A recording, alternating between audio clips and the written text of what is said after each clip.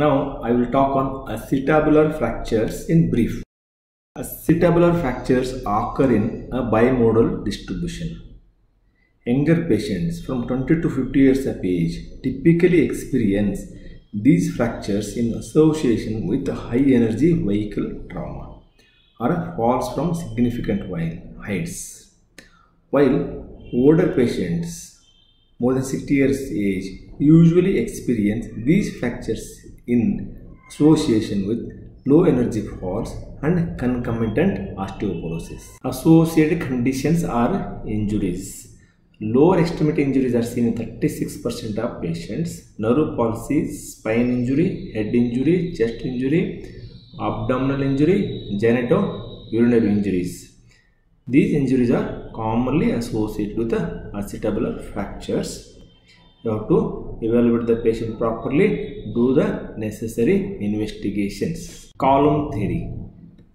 They classify into two column theory: posterior column, anterior column. Posterior column includes quadrilateral surface, posterior wall and dome, ischio tuberosity, greater or lesser sciatic notches. Anterior column includes anterior wall and dome, iliopectoral eminence, lateral superior pubic ramus. Coming to the investigations, you have to do X-ray, AP of the pelvis, obturator oblique, iliac oblique, inlet, outlet used in acetabular or pelvic fractures. CT scan is a gold standard in management. You have to do CT scan in all patients with acetabular or pelvic fractures. After stabilizing the patient, you have to decide about the treatment. High operative risk patients, morbidly obese patients, open contaminated wound, late presenting more than 3 weeks, minimally displaced fractures, less than 20% of posterior wall fractures.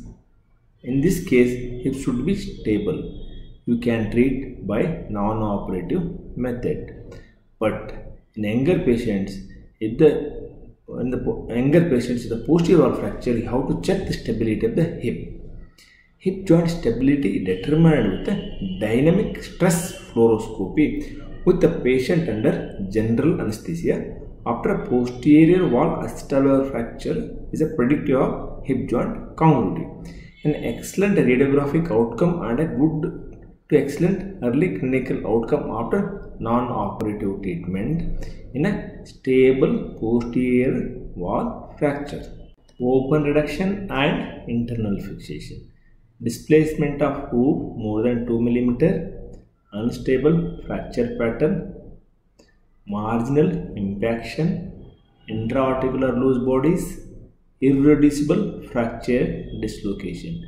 These are the indications for open reduction and internal fixation.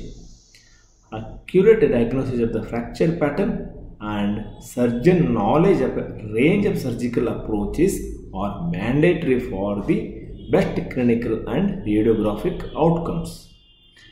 Isolated posterior wall fractures are the most common pattern, and a non-operative treatment of unstable posterior wall fracture results in poor outcomes in high percentage of cases. Unstable posterior wall fractures should be fixed. Elderly patients. In the last decade, elderly patients with a significantly displaced acetabular fractures have been increasingly treated with the combination of internal fixation and immediate total hip replacement with the favorable outcomes. Minimally invasive surgical approaches and percutaneous fixation have resulted in satisfactory outcomes in older patients with poor bone quality also. Outcomes of treatment. Clinical and radiographic outcomes of both operative and non-operative treatments are related to surgeon experience and quality of articular reduction. In acetabular fracture surgery, achieving an accurate articular reduction is critical to improving the clinical outcome. A high quality reduction at the level of joint decreases the risk of progressive osteoarthritis and subsequent need for total hip arthroplasty. Coming to the complications.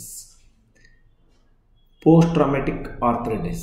Nearly 1/4 of patients with a surgically treated acetabular fractures eventually experience degenerative arthritis severe enough to warrant total hip arthroplasty. Heterotrophic ossification, osteonecrosis, DVT and pulmonary embolism, infection, bleeding, neurovascular injury, intra-articular hardware placement, abductor muscle weakness. These are the common complications of acetabular fracture and its treatment.